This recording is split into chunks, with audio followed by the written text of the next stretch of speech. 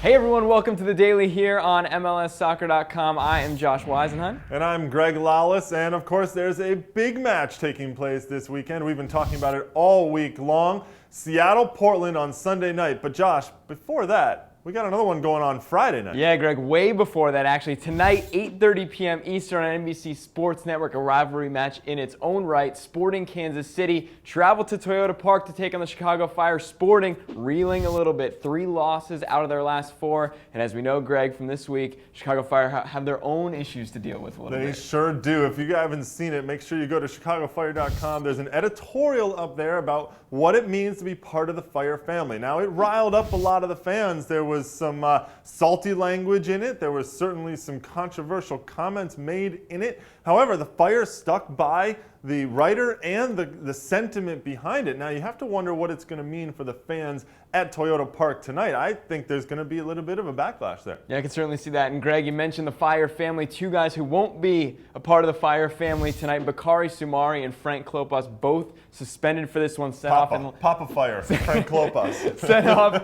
in last week's loss to New England. That is certainly going to affect them. And on the Sporting side, we don't know what the deal is right now with Kai Kamara and Graham Zusi. And that's the real question, I think, for Sporting right now, is that Kai Kamara looks like he's going to be out, but Peter Vermees, their head coach, saying that Graham Zusi is a little bit closer and he will probably go, or has a better chance of at least going tonight. So that would be a huge boost for Sporting as they try to get back into first place in the Eastern Conference. This one could go either way. It's either going to be cagey or crazy. Sporting Get ready for Kansas. Mike McGee, by the way. I'm expecting big things from Mike McGee. Last game against New England, first time since he's been there that they failed to get on the score sheet as a team. So you got to get back in You there. know Mike McGee is raring to go. Again, that one's 8:30 p.m. on NBC Sports Network, Chicago Fire and Sporting Kansas City. Get all the lead up and the coverage on MLSsoccer.com.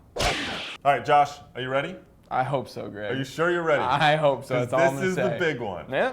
We've been talking about it all week.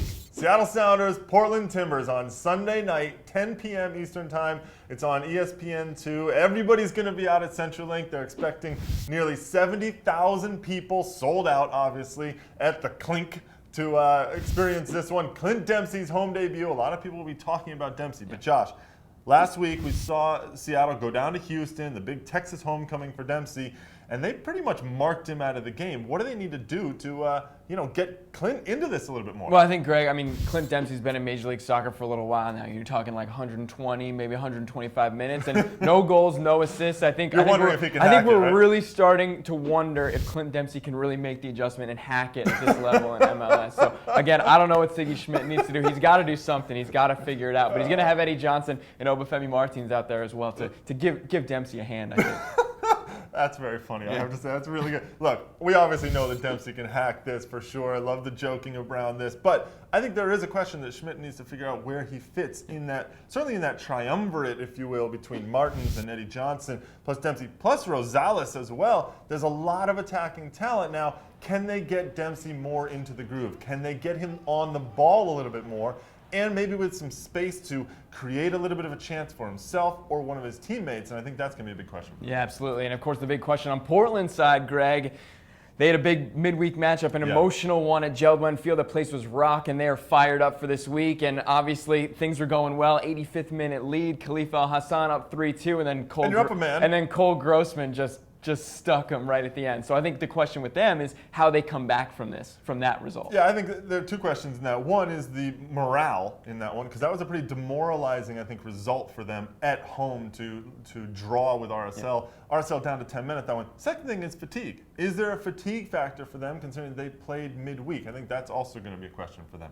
All right, Greg, well, let's take a look at some of the numbers surrounding this game. Obviously, there's a lot to talk about, and let's start with the guys on the touchline, 2 coaches, Caleb Porter, Siggy Schmidt. Well, 2 of the most respected coaches in MLS, and obviously very different types of coaches. Siggy Schmidt, the longtime veteran in MLS, 446 games all-time coached, regular season and playoffs. Caleb Porter, 24 games coached in MLS, no playoffs he's not even had a chance to get to the playoffs. So obviously the College Cup, that's true, but some big discrepancies there. But Caleb Porter obviously done very, very well in his first year, particularly in that first game up in Seattle, where he, I would say, got the best of them to go to Seattle and get a 1-1 draw. That was huge for them. Yeah, certainly. You talk about that large discrepancy in experience for the 2 head coaches.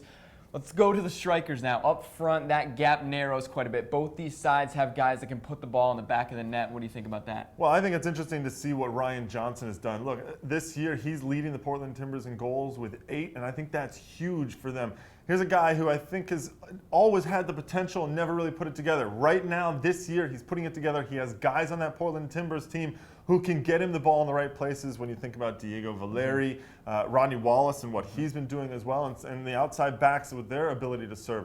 So that's huge for them. On the other side, Eddie Johnson is the all-time leading scorer still in this rivalry. Freddie Montero is the leading scorer all time in MLS for this rivalry, but Eddie Johnson is second with 3 goals, so I expect him to have a big one in this one. Yep, okay, and one guy who doesn't score many goals but is a very key factor. He's played a big role in all these matches leading up so far. Diego Chara, defensive midfielder for Portland, he's going to miss out on this one. What kind of effect is that going to have? Well, that's big, I think, because Diego Chara... That's your boy, you love him. I do love Chara. Look, he is the Iron Man in this rivalry. He's the only player that has played every minute of every game since these two clubs have been in MLS together.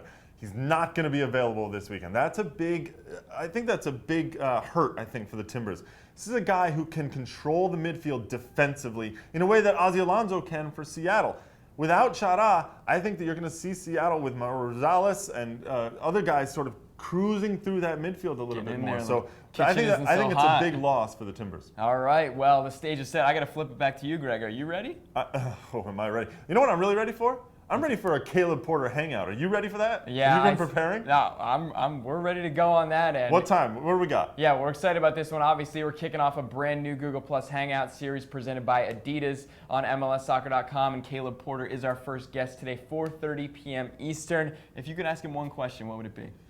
What would it be? Putting you on the spot here. You really are putting me on the spot. Who sits in for Diego Chara against Seattle? All right, well, there it is. Well, if you want to ask Caleb a question, leave it in the comments below. We'll make sure we get those to him. Or if you want to jump on Twitter, use the hashtag #QuestionsForCaleb, and make sure you join us right here on MLSsoccer.com for that live broadcast. And of course, don't miss Seattle and Portland Sunday night, 10 p.m. Eastern on ESPN2. It's going to be pretty good, I think. Well, it's also the capper to a full slate of action in MLS over the weekend. So make sure you go to MLSsoccer.com for all of the news and the scores and the live match centers and everything around all the MLS action this weekend.